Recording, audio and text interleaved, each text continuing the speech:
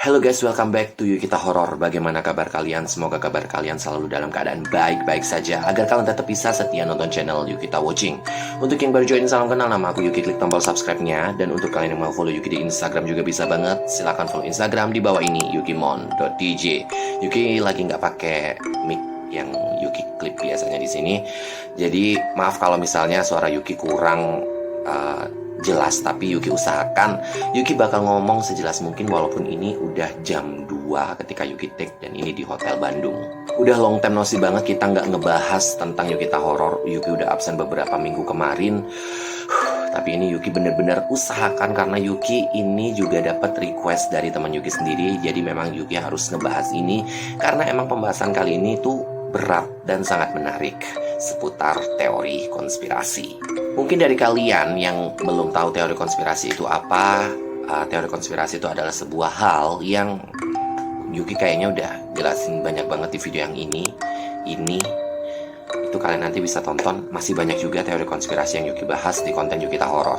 Mungkin dulu waktu kalian kecil, kalian waktu sekolah pernah mempelajari tentang yang namanya Gerakan 30 SPKI. Nah, peristiwa Gerakan 30 September 1965 atau mereka biasa menyebutnya G30 SPKI masih menjadi misteri hingga saat ini. Masyarakat Indonesia masih terus bertanya-tanya siapa dalang di balik tragedi berdarah yang merenggut banyak korban jiwa tersebut. Bahkan ada teori di balik G30 SPKI yang kemudian muncul dan kita akan bahas di video malam kali ini. Jadi langsung saja, tak usah berlama-lama, let's start. I scream, you scream, Yukita Horror.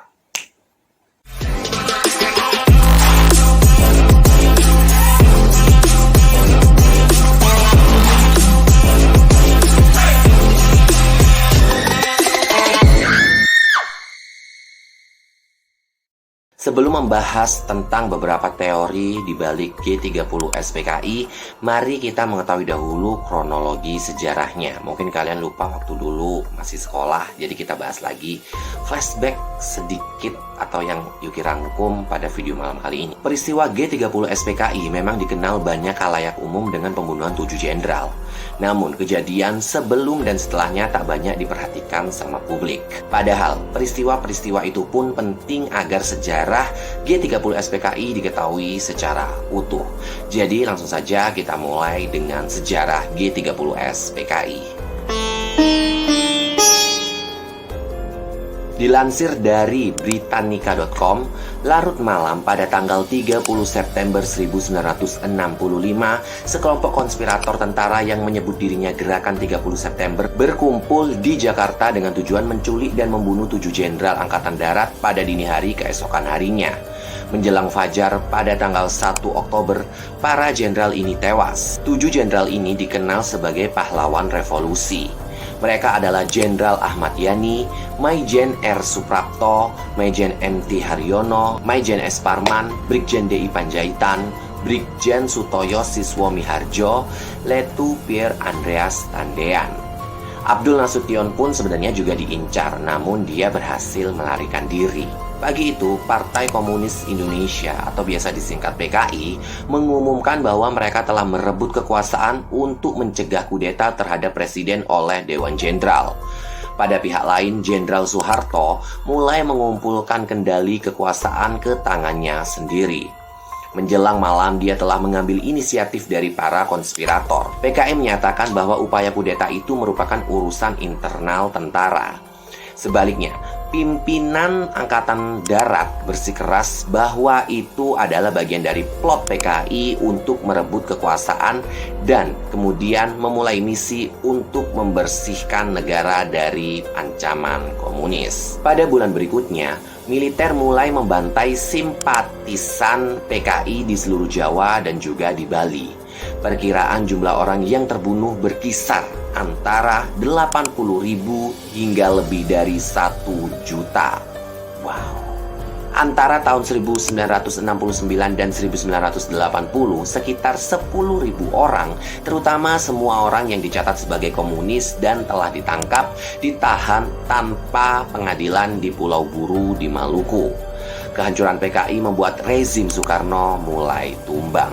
Lalu pada tahun 1966, tentara memaksa Soekarno untuk mendelegasikan kekuasaan kepada Soeharto, yang saat itu menjabat Kepala Staf Angkatan Darat. Super Semar atau singkatan dari Surat Perintah 11 Maret pun akhirnya terbit. Sejak saat itu, segala hal tentang PKI mulai dilenyapkan, gengs. Soeharto akhirnya diangkat menjadi presiden pada Maret 1967, sementara Soekarno meninggal dunia di tanggal 21 Juni 1970. Mungkin dari sini kalian sudah mengingat apa itu gerakan 30 September. Kalian bisa tuliskan di kolom komentar. Nah, ngomong-ngomong meninggalnya Pak Soekarno ini ternyata juga menyimpan banyak teori. Bahkan ada yang bilang sebenarnya Soekarno ini tuh nggak meninggal dunia. Apa perlu kita bahas juga di Yugita Horror? Kalian bisa langsung tuliskan di kolom komentar. Next. G30 SPKI merupakan peristiwa kelam bagi sejarah Indonesia. Pemberontakan yang terjadi pada tanggal 30 September 1965 ini mengakibatkan 6 jenderal TNI Angkatan Darat serta 1 perwira TNI Angkatan Darat tewas setelah sebelumnya diculik. Ada beberapa teori konspirasi yang mengemuka di balik peristiwa G30 SPKI ini. Jadi langsung saja kita mulai ke teori yang pertama. Teori yang pertama adalah dalang G30S adalah PKI. Menurut teori ini, G30S didalangi oleh tokoh-tokoh PKI dengan cara memperalat unsur-unsur tentara. Teori ini didasarkan dari serangkai kejadian dan aksi yang telah dilakukan oleh PKI di tahun 1959 sampai 1965. Selain itu, terjadinya beberapa perlawanan bersenjata setelah peristiwa G30S yang dilakukan oleh kelompok yang menamakan diri sebagai CCPKI terjadi di Blitar Selatan, Grobogan, dan Klaten pun menjadi penguat dugaan. Teori yang kedua adalah di balik G30S PKI adalah Soeharto. Dalam buku yang berjudul Indonesian Tragedy, Brian May mengemukakan bahwa terdapat hubungan dekat antara Letkol Untung sebagai pemimpin G30S dengan Maijen Soeharto yang saat itu menjabat sebagai Panglima Kostrad. Apalagi setelah PKI hancur, Soekarno pun memberikan mandat kekuasaannya kepada Soeharto melalui Super Semar. Kalau teori yang ini Yuki juga udah pernah dengar, bagaimana kalau kalian? Tuliskan di kolom komentar. Next. Teori yang ketiga adalah dalang G30S PKI adalah Soekarno.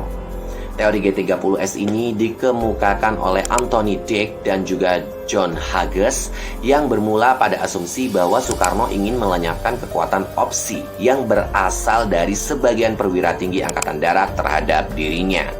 PKI pun terseret karena partai ini dekat dengan Soekarno.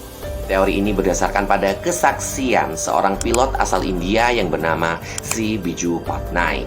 Ia mengatakan bahwa pada 30 September 1965 tengah malam, Soekarno memintanya untuk meninggalkan Jakarta sebelum subuh seakan tahu bahwa akan ada peristiwa besar besoknya. Namun teori ini dilemahkan dengan tindakan Soekarno yang menolak mendukung G30S dan mengutuk gerakan ini dalam sidang kabinet Dwi Korah di Bogor pada tanggal 6 Oktober 1965. Kalau kalian lebih percaya yang mana, tuliskan di kolom komentar. Next. Teori yang keempat adalah kepentingan Amerika Serikat dan juga Inggris. Teori yang terkait dengan peristiwa G30S PKI berikutnya adalah kepentingan Amerika Serikat dan juga Inggris. Hal tersebut diutarakan oleh Greg Paul Grain. Paul Grain mengatakan keinginan Amerika Serikat supaya Indonesia bebas dari komunisme serta menjauh dari penganut ideologi komunis. Sementara Inggris berkeinginan untuk mengakhiri sikap konfrontatif Presiden Soekarno terhadap Malaysia. Dengan menggulingkan Presiden Soekarno, maka keinginan dua negara besar tersebut akan segera tercapai. Teori selanjutnya adalah CIA diduga terlibat G30S PKI. Teori keterlibatan CIA atau Badan Intelijen Pusat Amerika Serikat pada G30S PKI dikemukakan oleh Peter Dale Scott. PKI yang saat itu gencar menanamkan pengaruh ideologi komunis di Indonesia membuat Amerika Serikat khawatir. Amerika Serikat mengkhawatirkan Indonesia akan jatuh ke tangan komunis. Hal tersebut yang membuat CIA melakukan kerjasama dengan satu kelompok guna memprovokasi PKI melakukan sebuah kudeta. Skenario CIA adalah untuk menjatuhkan kekuasaan Presiden Soekarno. Dan kalian tahu nggak, gengs? Konspirasi yang ini itu adalah salah satu teori konspirasi gerakan 30 September yang paling mengejutkan Indonesia. Teori selanjutnya adalah persoalan internal Angkatan Darat. Teori ini dikemukakan oleh Ben Anderson, W.F. Wertheim, dan Konrad Sapil yang menyatakan bahwa adanya persoalan internal di Angkatan Darat menyebabkan terjadinya peristiwa G30S. Dugaan ini didukung oleh pernyataan pemimpin gerakan yaitu Letnan Kolonel Untung. Ia menyatakan bahwa para pemimpin Angkatan Darat hidup bermewah-mewahan dan memperkaya diri sehingga terjadilah pencemaran nama baik Angkatan Darat. Namun pendapat tersebut bertentangan dengan kenyataannya. Sebab Panglima Angkatan Bersenjata Jenderal Nasution justru menjalani hidup dengan sederhana. Pimpinan Angkatan Darat tersebut diduga hendak dibersihkan supaya politik Soekarno terus berlanjut. Selain itu, tujuan lainnya diperkirakan untuk mencegah kudeta yang diduga akan dilakukan Dewan Jenderal terhadap Presiden Soekarno. Teori selanjutnya adalah chaos theory. Teori dibalik G30S PKI yang terakhir disebut dengan chaos theory. Sebab menurut teori ini tidak ada pemeran tunggal atau satu pihak yang memainkannya. John D. Leach, sang penggagas teori ini, menyatakan bahwa dalam peristiwa G30S tidak ada pemeran tunggal dan skenario yang besar. Seperti yang disebutkan oleh Soekarno, tragedi ini disebabkan oleh unsur-unsur nekolim negara barat, pimpinan PKI yang keblinger, serta oknum-oknum ABRI yang tidak benar. Dari beberapa teori yang tadi, mana yang sering kalian dengar, kalian bisa tuliskan di kolom komentar. Jadi mungkin kita waktu kecil belajar G30S PKI ini tuh kayak ya udah seperti yang ada di buku itu, tapi kita tidak pernah tahu ternyata banyak juga teori-teori yang mengerikan di dalamnya. Menurut kalian, teori mana yang paling kalian yakini? Kalian bisa tuliskan di kolom komentar. Atau mungkin ada teori yang belum Yuki sebutkan di video malam kali ini, kalian juga bisa tambahkan di kolom komentar. Dan untuk kalian yang mau request konten horor lainnya seputar teori konspirasi, criminal case, kisah hantu, kalian bisa juga ceritakan pengalaman atau request kalian di email yukita.request@gmail.com.